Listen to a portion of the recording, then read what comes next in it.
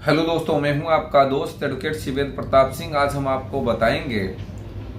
498A की FIR या वर्तमान समय में धारा 85 की एफआईआर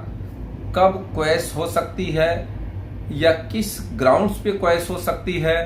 या कौन कौन से एविडेंस आपके पास हैं तो आप मान के चलिए कि आपको सजा नहीं होगी, बाइज्जत बरी हो जाएंगे, या कौन कौन से ऐसे ग्राउंड्स होने चाहिए जिससे कि यह प्रूफ हो जाए कि आपके खिलाफ जो एफआईआर की गई वो सरासर फर्जी है, झूठी है, जो क्वैश कर देने योग्य है। देखिए, सबसे पहला तो अगर आपके एफआईआर में घटना का कोई दिन, तारीख, समय, स्थान नहीं बताया गया है आपकी पत्नी द्वारा, तो वह एफआईआर क्वैश होने के चांसेस 100% हैं। दूसरी बात ये, एफआईआर में कोई स्पेसिफिक रोल नहीं बताया गया कि किसने आपके साथ क्या प्रताड़ना की, किसने आपके साथ क्या अपराध किया, किसने क्या मारा पीटा, आपको क्या किया, कोई स्पेसिफिक रोल नहीं है। तीसरी बात ये, एफआईआर में कौन कौन मौजूद था घटना के समय में ये मेंशन नहीं किया गया, या घटना स्थल का निरीक्षण करते समय आईओ ने ये मेंशन नहीं किया, तो यह भी एक अच्छा ग्राउंड आपके पास मिल जाता है। चौथी बात ये, एफआईआर में जो घटना दिनांक दिखाई गई है या जो घटना दिखाई गई है उसका कोई मेडिकल पत्नी के पास नहीं है। पांचवी बात ये, एफआईआर में या चार्जशीट में पत्नी के घर वालों के अलावा अन्य कोई पर्सन गवाही में नहीं है, तो यह भी कहीं ना कहीं अभियुक्त के फेवर में है, पति के फेवर में चीजें हैं। छठवीं बात ये कि अगर आपने कभी कोई प्रताड़ना नहीं किया, आपने उल्टा पत्नी को अच्छे से रखा, उसके प्रमाण आपके पास हैं, घूमने के, फिरने के, कहीं आने के जाने के, कोई गिफ्ट देने के, ज्वेलरी दिलाने के, उन सब प्रमाण, वो सब प्रमाण ये साबित करते हैं कि आप अपनी पत्नी को कितना चाहते थे, कितना प्रेम रखते थे। उन सबको भी आप लगाएंगे, उसका भी फायदा आपको मिलेगा। सातवीं बात ये, अगर घटना जो एफआईआर में दिखाई गई उस घटना के दिन, तारीख, समय पर पारिवारिक लोग जिनका नाम एफआईआर में लिखाया गया है वो लोग किसी अन्यत्र स्थान पर थे, उसका प्रमाण है, या कहीं अन्य जगह हमेशा से रहते हैं उसका प्रमाण है, तो यह भी आपको बेहद बढ़िया से लाभ दिला सकता है। आठवीं बात ये,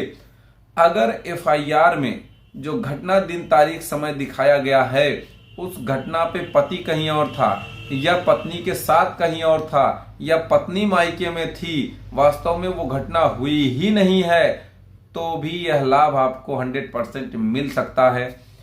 नौवीं बात यह कि अगर आपके पास सीसीटीवी कैमरे की फुटेज है, फोटो है, वीडियोज है जो यह साबित करता है कि यह पूरी एफआईआर ही गलत है, इसमें कोई एक बात भी ऐसी सही नहीं है जो कि यह साबित करे कि पति ने कोई अपराध किया है, उसके घर वालों ने कोई अपराध किया है, तो भी एफआईआर क्वैश हो सकती है। 10वीं और इंपॉर्टेंट बात कि आपने पत्नी से या उसके मायके वालों से कभी कोई दहेज की डिमांड नहीं की, दहेज का कोई मामला ही नहीं है, दहेज प्रताड़ना कभी आपने किया ही नहीं है। क्यों?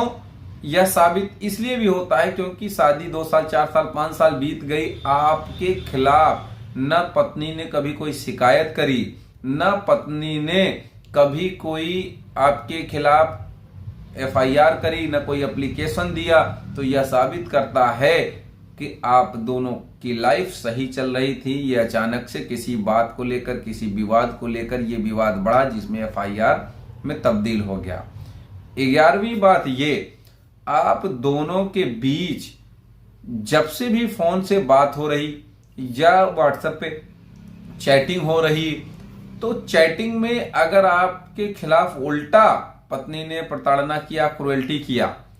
तो यह साबित करता है कि वास्तव में मैंने स्वयं प्रताड़ना नहीं किया, प्रताड़ना इसने किया, वो सब भी आप लगा सकते हैं। 12वीं बात ये कि अगर पत्नी बेवजह मायके बैठी है, आपने बहुत कोशिश करी उसको बुलाने की, समझाने की, मनाने की, कई बार आप गए आए, टिकट है आपके पास या बुलाने का एविडेंस व्हाट्सएप पे है,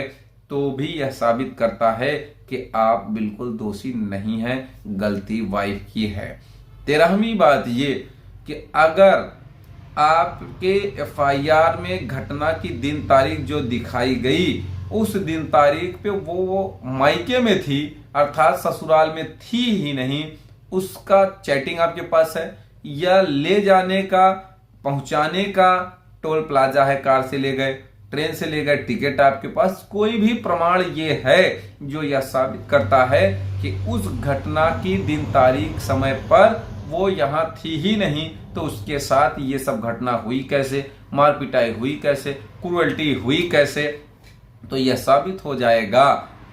कि एफआईआर झूठी। देखिए, एफआईआर में कोई एक बात अगर आप गलत साबित कर देंगे तो इसका लाभ आपको मिलेगा और ये पूरी एफआईआर झूठी मानी जाएगी। 14वीं बात ये कि आपने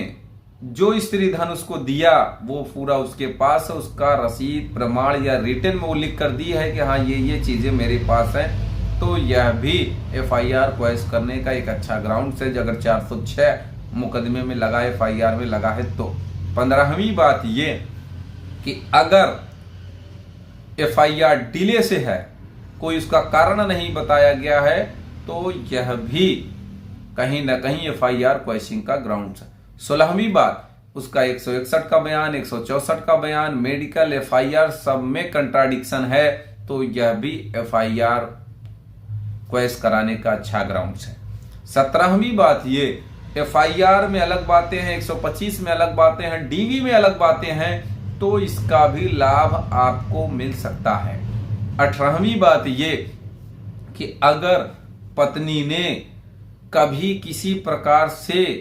आपके साथ रहने से मना कर दिया हो, आपके साथ संबंध नहीं बनाए हो, या उल्टा आपके साथ प्रताड़ना किया हो, बदतमीजियां किया हो, आप अलग रह रहे हो लेकिन सबका नाम उसने लिखाया है, तो ऐसी स्थिति भी आपको आपके केस में राहत दे सकती है।